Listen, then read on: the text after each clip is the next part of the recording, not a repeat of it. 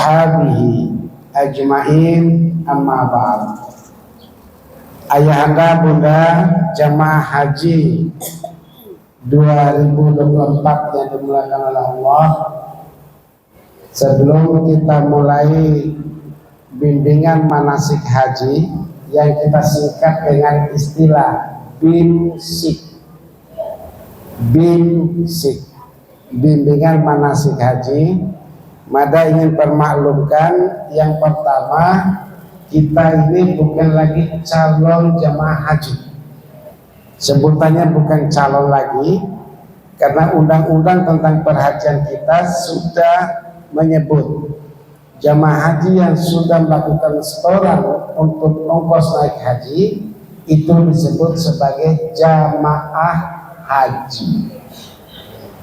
Alhamdulillah, segala pujian hanya milik Allah Subhanahu wa Ta'ala. Shalawat dan salam mudah-mudahan tercurahkan atas junjungan Allah Nabi besar Muhammad Sallallahu Alaihi Wasallam. Semoga kita sebagai umat pilihan yang berhak atas syafaat dan al-jannahnya.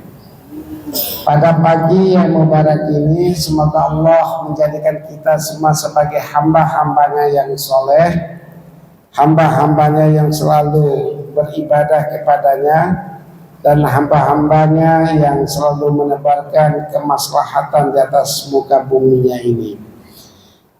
Ayahanda bunda, di depan kita ada dua narasumber. Yang pertama adalah yang mewakili dari Dinas Kesehatan. Beliau adalah sehari-hari kami panggil dengan Pak Syarif.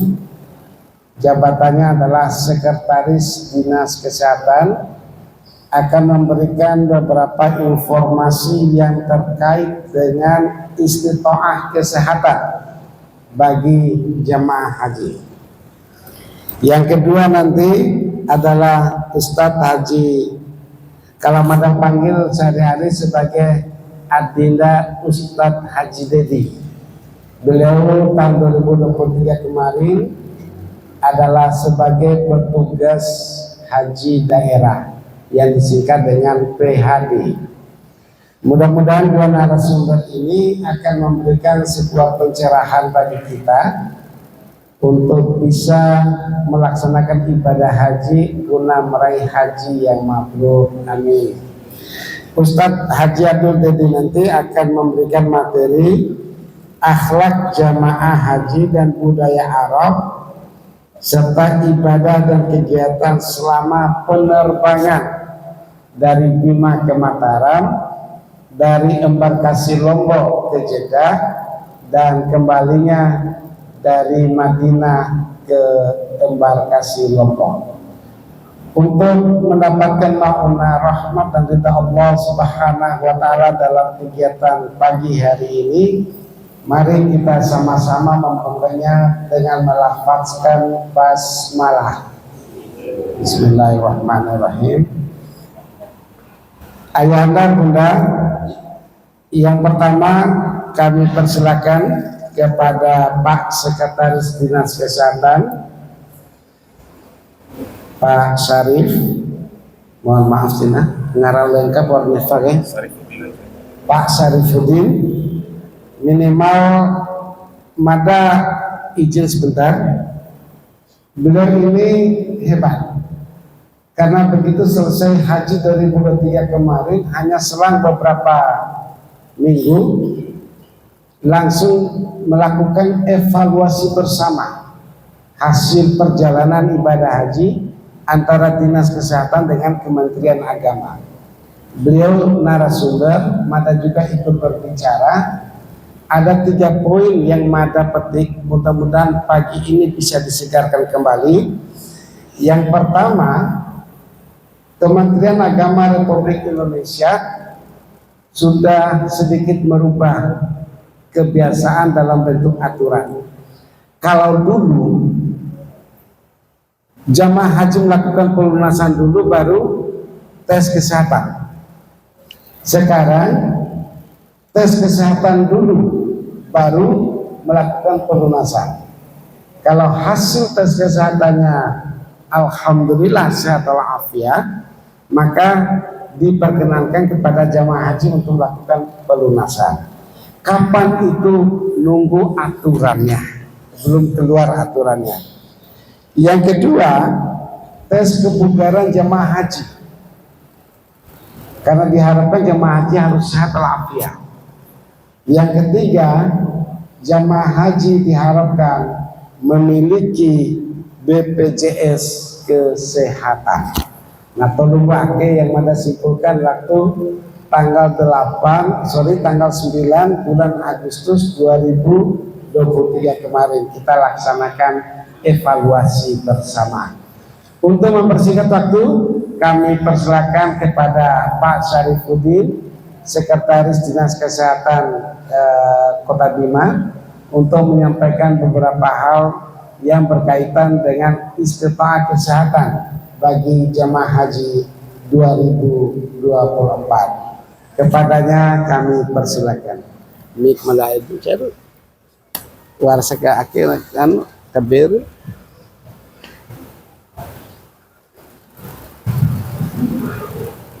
Bismillahirrahmanirrahim. Assalamualaikum warahmatullahi wabarakatuh. Waalaikumsalam. Yang saya hormati Kepala Kementerian Agama Kota Bima, dalam hal ini dipimpin oleh Kakanda Al-Ustaz Terus Haji Iskandar Jakarta Indonesia. Yang saya hormati para sumber Pak Ustadz Haji Dedi Wahyudin, Sarjana Keperawatan Magister Kedokteran Medis. Yang saya hormati para anggota tim panitia dan agama yang saya muliakan, Bapak Ibu, Pak Ibu Bunda, calon tamu yang dirahmati dan dimuliakan Allah Subhanahu wa taala. Alhamdulillah rabbil alamin. Nahmaduhu wa nasta'inuhu wa nastaghfiruh. Wa na'udzu billahi min shururi anfusina wa min sayyi'ati a'malina. May yahdihillahu fala mudilla lahu wa may yudlil fala hadiya lahu. Asyhadu an la ilaha illallah wahdahu la syarika lahu wa asyhadu anna Muhammadan abduhu wa rasuluh la nabiyya ba'dahu. Allahumma shalli ala sayyidina Muhammadin wa ala ali sayyidina Muhammad. Amma ba'd. Bapak dan Ibu calon tamu Allah yang saya hormati, pagi ini kami untuk kesekian kalinya diminta oleh tim haji dari Kementerian Agama untuk menyampaikan sesuai dengan hasil mujakarah ya dari Kementerian Agama Republik Indonesia, di mana berdasarkan data dan evaluasi secara menyeluruh baik yang dilakukan secara nasional termasuk tanggung jawab lokal kita sebagai panitia penyelenggara haji, terutama yang kami Dinas Kesehatan yang bertanggung jawab dalam urusan kesehatan haji untuk jemaah haji Kota Bima. Jadi kami sebelumnya telah melakukan evaluasi secara menyeluruh ya tentang problem, masalah, kesiapan, dan tentunya hal-hal apa saja yang perlu jadi pertimbangan untuk seleksi ataupun istiqoah, persyaratan istiqoah jemaah haji selanjutnya. Jadi alhamdulillah itu sudah disampaikan sesuai dengan juga persyaratan yang berlaku secara nasional agar setiap jemaah haji selain memiliki kemampuan secara finansial, tentunya semua calon jemaah haji insya Allah memiliki itu, tentu juga harus memiliki lolos hasil seleksi kesehatan atau istiqoah kemudian memiliki kemampuan dan standar kebugaran untuk bisa melaksanakan wajib dan syarat haji. Kemudian yang ketiga adalah semua jemaah haji harus memiliki jaminan pembiayaan kesehatan atau BPJS. Ya, jadi itu sudah final. Jadi belajar dari kegiatan berhaji yang telah dilakukan di tahun haji 2023 kemarin. Jadi tidak perlu kita ulangi seperti apa yang pernah saya sampaikan kemarin waktu manasik kesehatan haji yang sudah pada sampaikan di SMA 4. Tentu pada kesempatan ini saya hanya ingin menekankan jadi kewajiban kita yang ingin kita terapkan dalam rangka membaca nantinya hasil pemeriksaan kesehatan dari pemeriksaan kesehatan haji yang akan kita lakukan untuk calon jemaah haji tahun 2024 ini. Jadi yang jadi permasalahan itu yang lolos istiqoah 1 dan 2 tentu tidak kita permasalahkan. Jadi otomatis Bapak dan Ibu akan langsung memenuhi syarat untuk bisa melaksanakan kegiatan berhaji tersebut. Jadi yang masih menjadi catatan ini adalah yang masuk dalam kategori lolos istiqoah sementara. Jadi lolos istiqoah sementara ini berdasarkan hasil pemeriksaan kesehatan tentu mengacu kepada hasil pemeriksaan. Yang pertama contohnya adalah karena mungkin tertunda atau belum sempat melakukan vaksinasi. Jadi ada vaksinasi wajib yang harus dilakukan oleh calon jemaah haji itu adalah vaksinasi meningitis. Ya, meningitis ini sebenarnya kalau dari sisi pembiayaan tidak sulit karena digratiskan. Kemudian ada kewajiban tambahannya adalah ditambah dengan vaksinasi influenza, yaitu mungkin yang nanti berbayar. Ya, kemudian untuk bisa lolos istiqoah tentu secara umum persyaratan yang sedikit pada ulangi saja poin-poinnya seperti yang sudah pada sampaikan kemarin sempat. Pertama terkait dengan kondisi fisik atau kondisi klinis. Yang kedua adalah masalah kondisi kejiwaan. Yang ketiga adalah pertimbangan terhadap penyakit tertentu yang sulit diharapkan kesembuhan dan perbaikannya. Itu. Yang pertama, misalnya kondisi fisik yang tentu juga kecenderungan lebih berat untuk mengancam jiwa. Jadi penyakit apa saja yang mungkin pada saat ritual haji itu akan tambah berat. Ditambah dengan situasi kondisi cuaca di sana. Jadi penyebabnya yang sudah diketahui. Yang pertama adalah penyakit paru obstruktif kronik namanya. Jadi penyakit paru kronis. Jadi suka batuk-batuk lah. Ya, suka batuk-batuk yang kadang sesak, termasuk di dalamnya asma.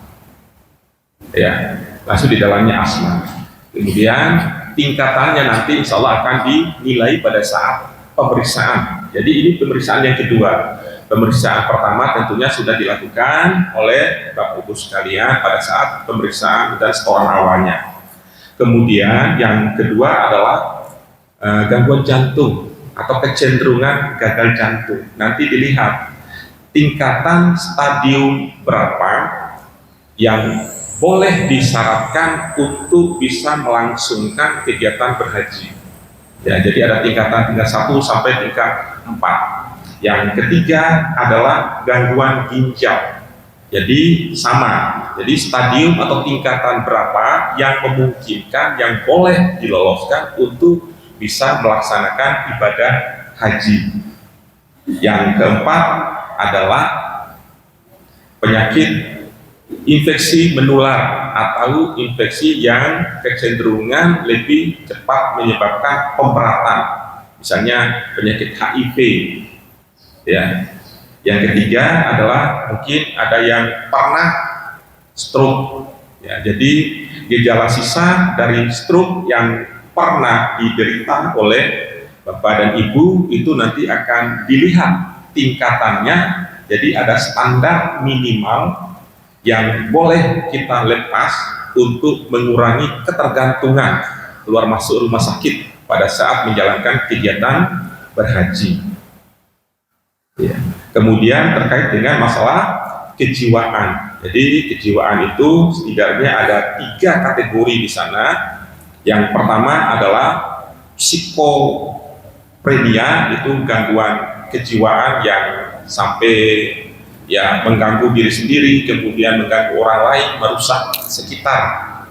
Yang kedua yang kebanyakan adalah lupa atau demensia namanya. Jadi tingkatan lupa, kita boleh lupa, ya tidak ada orang yang tidak pernah lupa, tapi tingkatan lupanya itu yang nanti akan dinilai.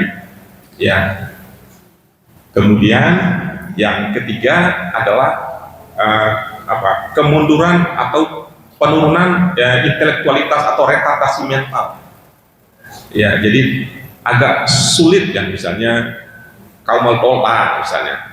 Ya, nuntut laut tidak nyambung dan seterusnya. Jadi nanti akan menyulitkan juga petugas dan kemungkinan juga nanti akan sulit untuk konsentrasi dalam melaksanakan wajib dan syarat haji. Selanjutnya adalah penyakit yang kira-kira sulit diharapkan kesembuhannya. Contohnya penyakit kanker.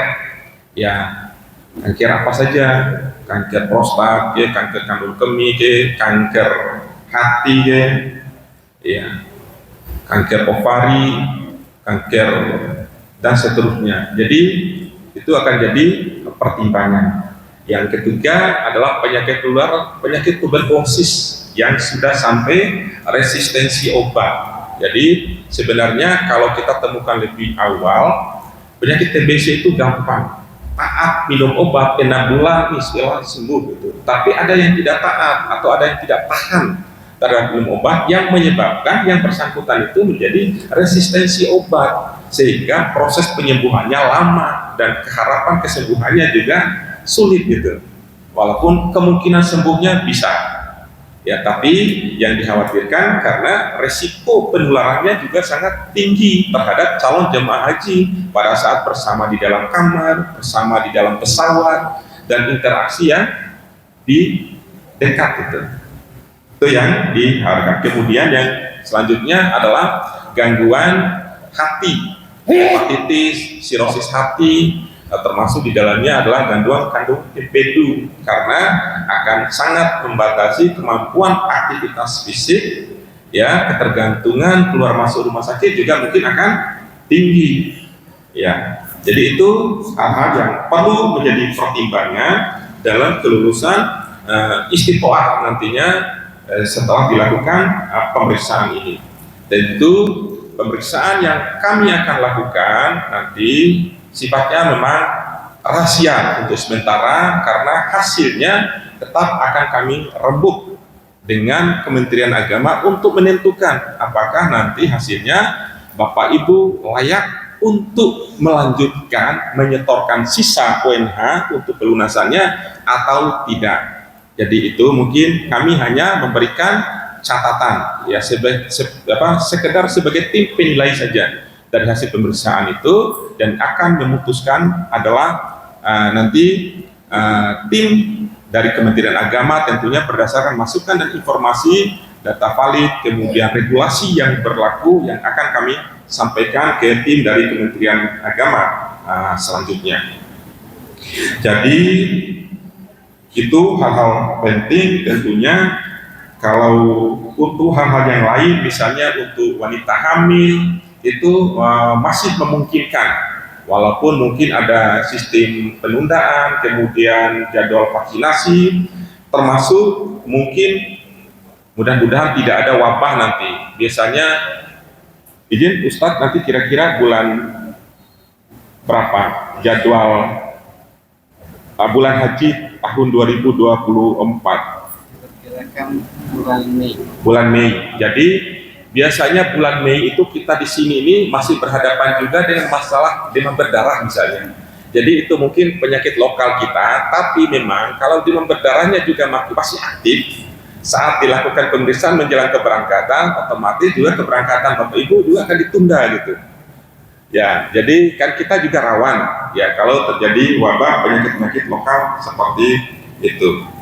Kemudian penyakit patah tulang misalnya. Jadi akan dinilai nanti patah tulang apa yang memiliki tingkat kemampuan mobilitas minimal untuk bisa melakukan kegiatan berhaji. Misalnya kalau patah tulang punggung misalnya, itu saya kira berat. Kemudian patah tulang tungkai misalnya, karena menyangkut beban aktivitas pergerakan mobilitas kita, juga itu akan membuat pemberatan ya terhadap kemampuan kita untuk melakukan kegiatan berhaji. Jadi itu mungkin hal-hal penting yang penting pada sampaikan. Selanjutnya pada ingin sampaikan, kalau nanti sudah tiba waktunya diarahkan untuk melakukan pemeriksaan kesehatan haji, nanti Bapak dan Ibu sekalian, calon tamu Allah, tinggal nanti kita arahkan ke puskesmas wilayah Bapak Ibu masing-masing. Jadi di sana akan dilakukan pemeriksaan. Jadi insya Allah pemeriksaan kesehatan yang dilakukan itu tidak sebanyak harapan kita dalam membaca keseluruhan dari fungsi organ tubuh dan kemampuan fisik kita secara menyeluruh. Jadi kira-kira lebih kurang ada ya 18 ya, ada 18 jenis pemeriksaan nanti yang kita harapkan bisa dilakukan, dan mudah-mudahan 18 jenis pemeriksaan kesehatan yang dilakukan ini bisa mempresentasikan situasi dan kondisi keadaan fisik kita untuk bisa melaksanakan kegiatan berhaji. Jadi ditambah dengan selain tes kebugaran, tambah dengan tes kebugaran atau tes kemampuan fisik. Jadi yang pertama nanti ada pemeriksaan HB, pemeriksaan hemoglobin. Ya. Jadi ada pemeriksaan hemoglobin. Jadi ini berbayar, sekalian, karena ini sifatnya seperti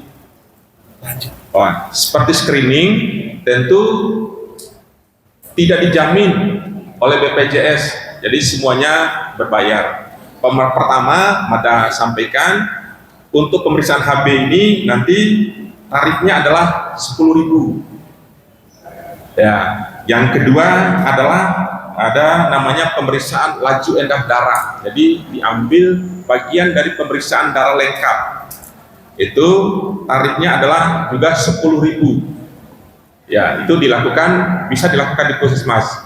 Jadi untuk jenis pemeriksaan yang tidak bisa dilakukan di puskesmas, selanjutnya diarahkan ke rumah sakit untuk dilakukan pemeriksaan lanjutan sampai keluar hasil istitoah itu. Yang agak mahal sedikit mungkin di sini ada pemeriksaan kolesterol, pemeriksaan gliseril, sampai pemeriksaan rongsen, ya, dan pemeriksaan EKG. Tapi tidak tertutup kemungkinan jenis pemeriksaan ini masih bisa bertambah. Tergantung dari dokter yang memeriksanya. Mungkin dari hasil pemeriksaan ini tidak mampu merepresentasikan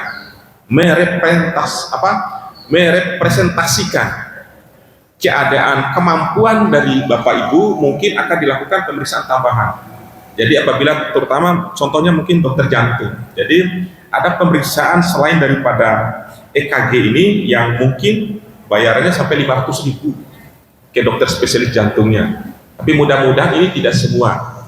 Ya, tapi untuk memastikan apakah dipastikan Bapak dan Ibu memenuhi syarat istitoah dan diloloskan untuk melakukan setoran, mungkin beberapa akan diberlakukan syarat ini. Kemudian hanya sekedar untuk melakukan pemeriksaan wajib ini, Mada hitung mungkin biaya yang harus disiapkan oleh Bapak Ibu calon jamaah haji itu sekitar 775.000. Itu biaya pemeriksaannya, termasuk di dalamnya ada foto ronsen. Jadi tarif ini sudah ditetapkan berdasarkan keputusan wali kota. Ya, jadi ini tidak jadi tarif seluruh puskesmas itu sama.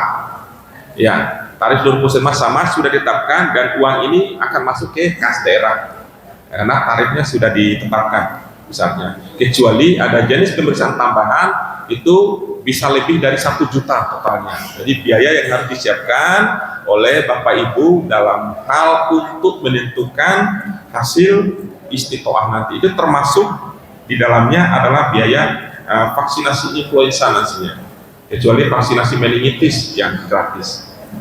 Mungkin itu penting Ustaz yang perlu pada sampaikan pada kesempatan ini, dan mudah-mudahan ya penyampaian Mada yang sedikit ini bisa memberikan pemahaman pada kita dalam rangka mempersiapkan diri kita, dan kita berdoa semoga semua calon jemaah haji kita Kota Bima tahun 2024 nanti semuanya bisa lolos istitoah. Amin. Mungkin demikian lebih dan kurang apa yang Mada sampaikan. Mohon maaf, wabillahi taufiq wal hidayah. Wassalamualaikum warahmatullahi wabarakatuh. Waalaikumsalam. Yang bersih berapa? 700. Selain vaksin Ya, sudah dengan vaksin. Ya, sudah dengan vaksin. Belum termasuk kalau ada pemeriksaan tambahan. Baik Bapak Ibu sekalian, para pengguna istitoah kesehatan nih, mohon kita doa jaga kebugaran dengan biaya penetapan berdasarkan keputusan Wali Kota Bima nomor 188/97/490/11/2023 kemarin, biayanya kurang lebih 775 kan. Para buat cicil ya. Tapi habis pemeriksaan langsung bayar di tempat. Artinya selesai pemeriksaan baru dibayar Bapak Ibu. Waktunya ini masih lumayan lama karena syarat istitoah itu di bidang kesehatan menjadi persyaratan mutlak untuk bisa berangkat haji. Ya. Wara pertanyaan Bumi? Ya, stapeta. Tak maju lah tak kita.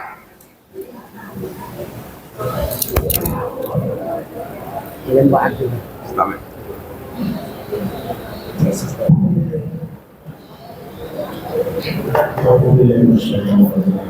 Bismillahirrahmanirrahim. Assalamualaikum warahmatullahi wabarakatuh. Waalaikumsalam warahmatullahi wabarakatuh. Karena Muhammad Ridwan dari Tuhan Ulam, Bapak Presiden Polri, yang menyangkut biaya dan sampaikan tadi kaitannya dengan BPJS. Mohon dijelaskan bagaimana keberangkatan BPJS terhadap biaya yang pertama. Yang kedua, saya pribadi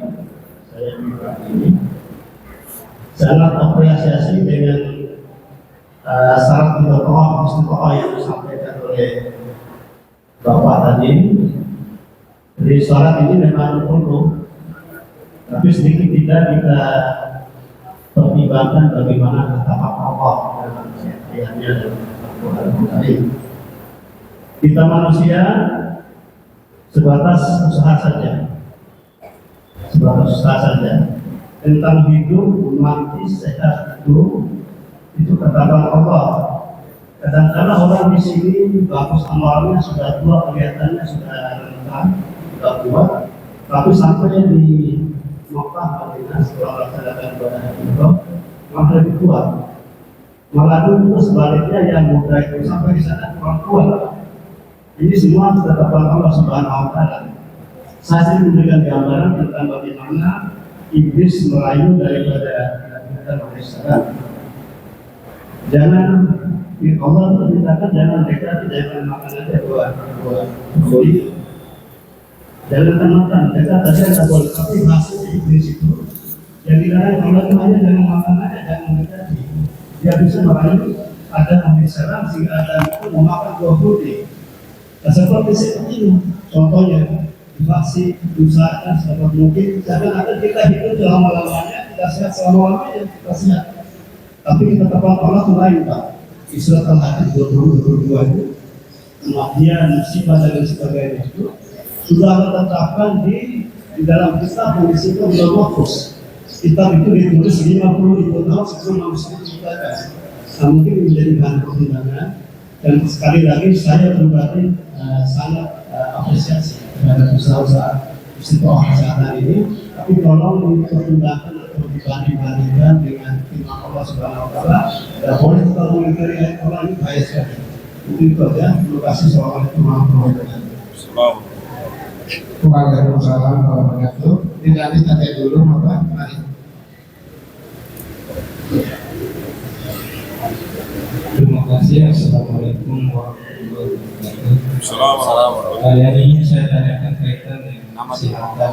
Nama saya Sutarman dari Pulang. Kaitan dengan kesehatan, mohon dijelaskan sumbernya.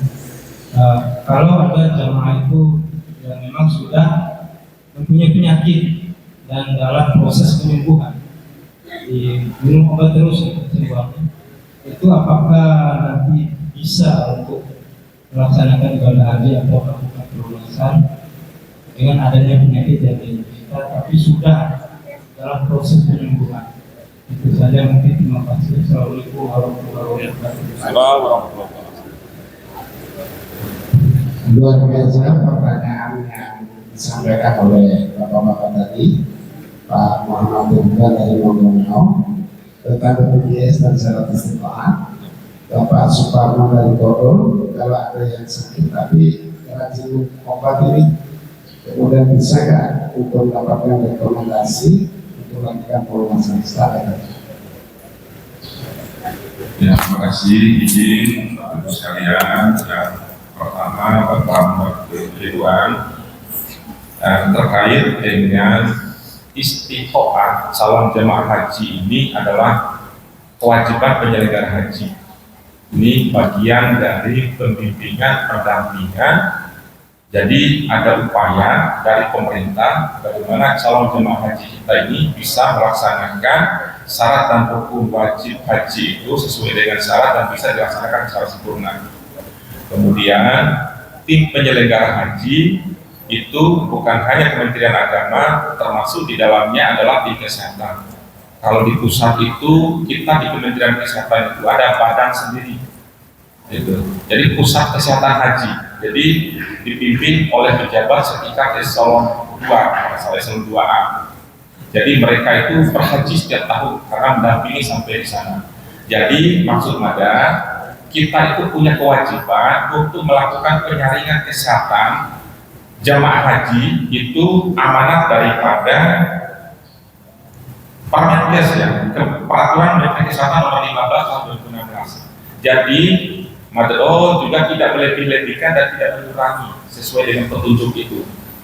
Jadi apabila itu tidak dilaksanakan, jangankan dilaksanakan, tapi ada beberapa item yang terlewati, lolos dari pengamatan pemeriksaan Madro itu disemprot habis-habisan nanti oleh teman-teman pusat kesehatan haji, dan sampai di Mataram itu disemprot habis-habisan oleh provinsi dan KKP, ya kantor kesehatan pelabuhan di Mataram itu pada saat kita mau masuk di asrama haji itu.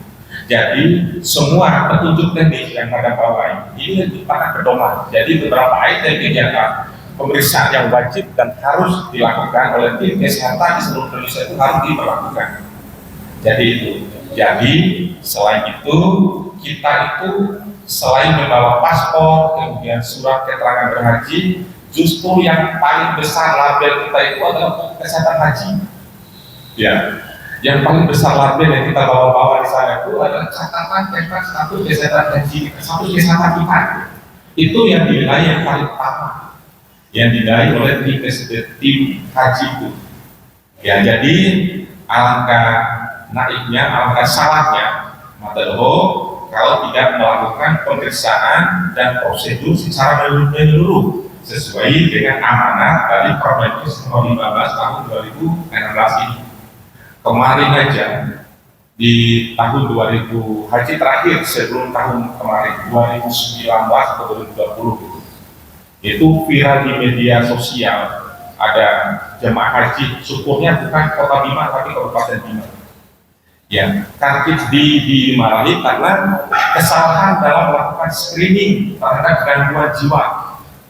Ya, karena ada jemaah haji yang di sana itu susah diatur gitu. Ya, kemudian susah dicari keberadaannya karena memang ada sedikit kelalaian dalam pemeriksaan kejiwaan. Jadi orientasi mereka lebih kepada pemeriksaan fisik saja. Ya, jadi pemeriksaan ini harus komplit, bukan hanya fisik, termasuk di dalamnya juga masalah kejiwaan. Itu wajib dan harus dicatat dan ditentukan di dalam buku dan status kesehatan haji, sistem komputerisasi haji terpadunya. Kemudian yang selanjutnya terkait dengan istitoah, Madadoro hanya ditugasi untuk melakukan pemeriksaan. Ya, jadi Mada sampaikan tadi, hasil pemeriksaan ini sifatnya rahasia. Dan kerahasiaan itu Madadoro akan buka di tim Kementerian Agama untuk merembuk apakah hasil ini dikatakan istitoah atau masuk kategori 1 dan 2 atau tidak diloloskan istitoah, kan gitu. Ya, jadi nanti akan kita pertimbangkan berbagai macam aspek. Ya, jadi itu mungkin, jadi tetap pemeriksaan itu tetap merupakan kewajiban kita dan harus tetap kita laksanakan sesuai dengan prosedurnya.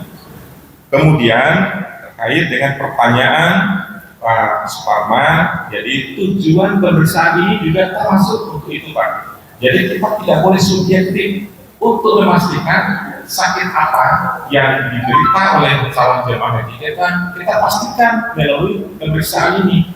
Jadi supaya jelas, jadi diagnosanya apa, berdasarkan hasil ronsen, hasil pemeriksaan air kencing, hasil pemeriksaan darah, hasil pemeriksaan fisik, dan hasil pemeriksaan yang lainnya nanti.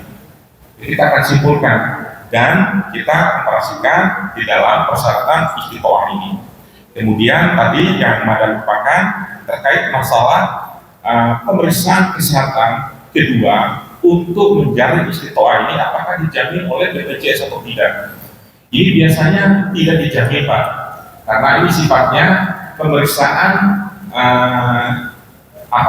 screening gitu, pemeriksaan atas permintaan sendiri, ya, pemeriksaan sendiri dan bukan dalam status sakit, ya, statusnya. Jadi ini biasanya tidak ditanggung oleh BPJS, tapi nggak tahu itu BPJS itu kan lembaga lain dan mudah-mudahan ini dijamin, tapi biasanya tidak dijamin.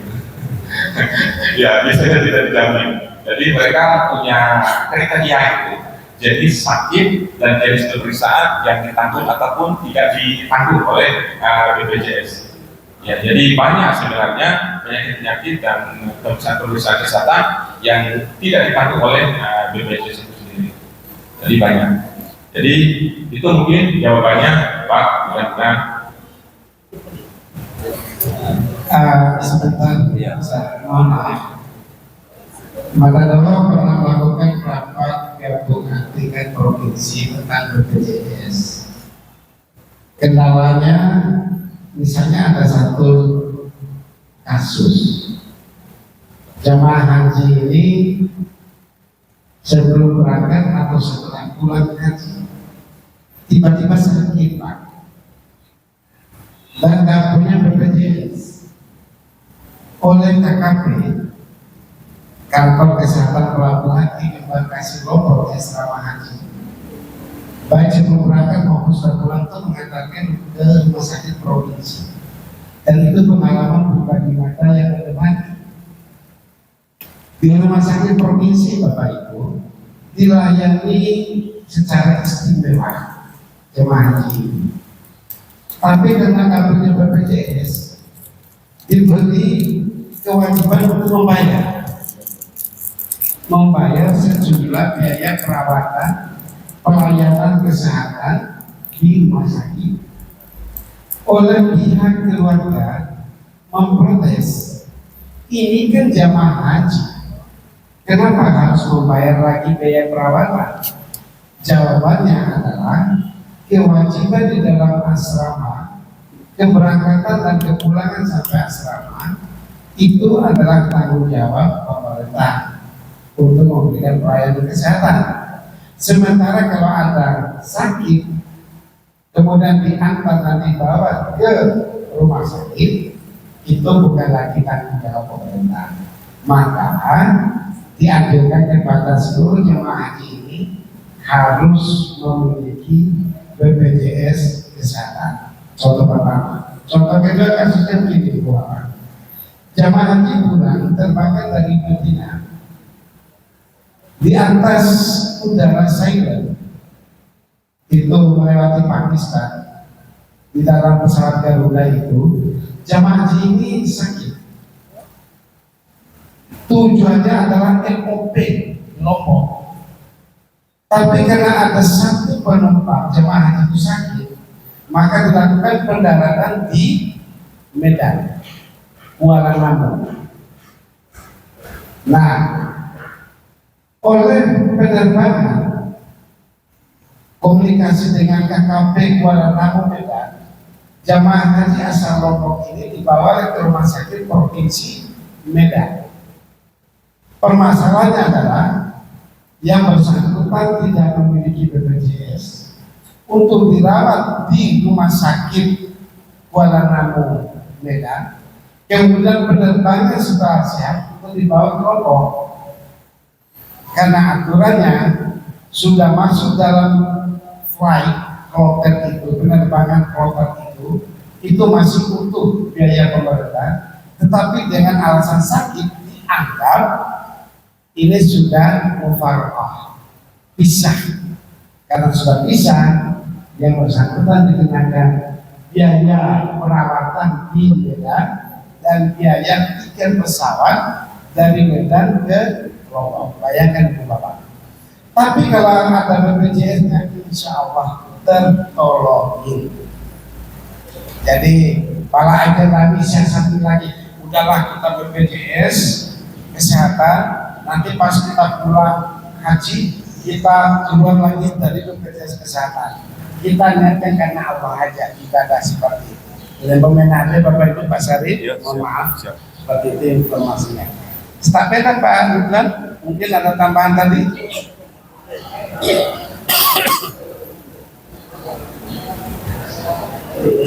Ya Pak,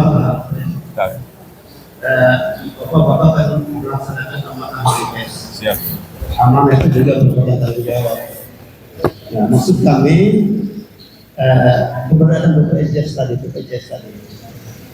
Kalau memang biaya yang ditetapkan tadi sudah sekitar 1.710.000 per orang, apa tidak bisa ditanggung oleh BPJS Pak? Kami kan sudah punya BPJS semua, jadi tidak ada kesan seakan-akan memanfaatkan calon jemaah, gitu Pak. Untuk mencari dana dan sebagainya. Terima kasih.